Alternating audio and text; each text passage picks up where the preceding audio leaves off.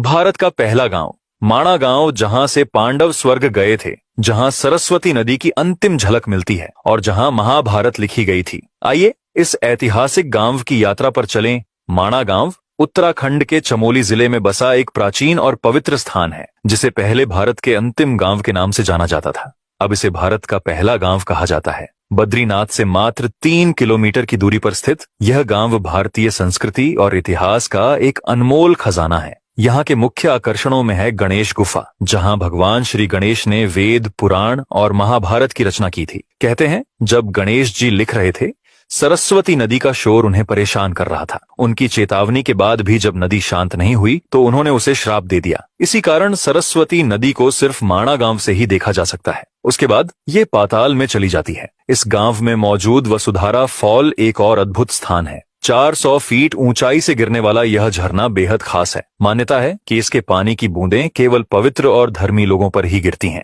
गांव में भारत की पहली दुकान भी है, जहां हर पर्यटक जाना चाहता है। इस गांव का हर कोना हमारे इतिहास और